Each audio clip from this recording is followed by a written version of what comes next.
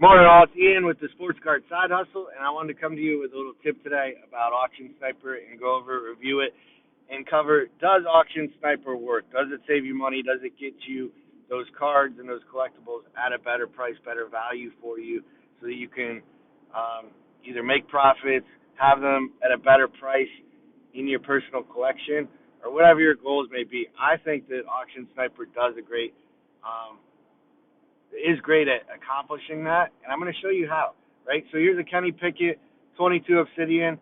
If you look at my eBay, I just picked up the 22 Panini Obsidian. It's his rookie color blast, black color blast. You can see I picked it up for $325. It's shipped to me, and as we go through it, you can see my order details.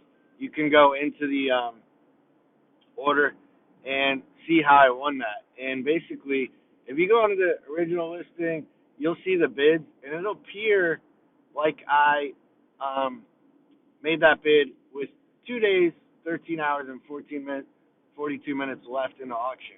But in reality, it's using the API between Auction Sniper and eBay, and it's setting your bid and telling it to release and make that bid with 3 seconds left. In my case, is how I have the settings set. So let's go in and look at how I added an Auction Sniper. I got it for $325.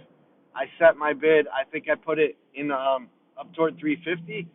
And why did I set that bid that way? Because I go into the values in the apps or different data sets like Sports Card Investor, and you can see it. If I go into Raw and I go into recent sales, before mine, there was on the same day even, one sold for 400.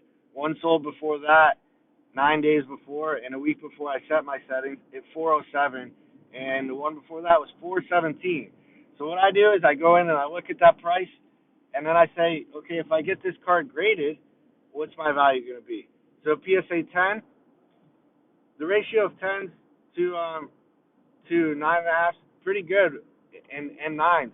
When I went and looked at the pop report, the cards are getting a 10 of this for this card. They're grading a 10. And then the 9s are going to be above what the raws are too when you look at these values that are getting over $1,000.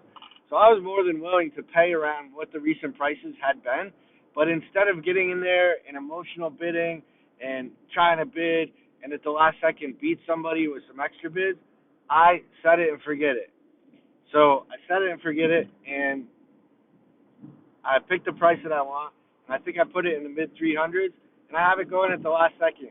And almost each and every time I beat what the recent average has been by a good 5 to 10%. So if you go ahead and take a look, is there proof here that that's the case? This 325 is me when there's a 417, a 407, a 400. So what does Auction Sniper cost you? 1% of your winning bid. So 325 charges me $3.25 to save $75 from all the recent values of that card in raw condition. Okay, and it ships straight to me, and I'm going to get it graded. I'm going to hope for a 10 and be fine with a 9, because a 9 is still going to increase my value by at least 50, maybe 100% of what I paid for. A 9 is probably going to get 600 to 700 in there. So my opinion, make sure that you use an Auction Sniper for your bids. Set them smartly. Look at the values. I go into the values and I try to find 8s, to be honest with you, and I don't set my bids much above an 8 for ultra modern and modern. And then when I get an 8, I still haven't lost much money. When I get those 9s and 10s, I've increased my value immensely, and that's how I use Auction Sniper. So I would recommend it. If you have any questions, let me know. Thanks for listening. Have a good week, all.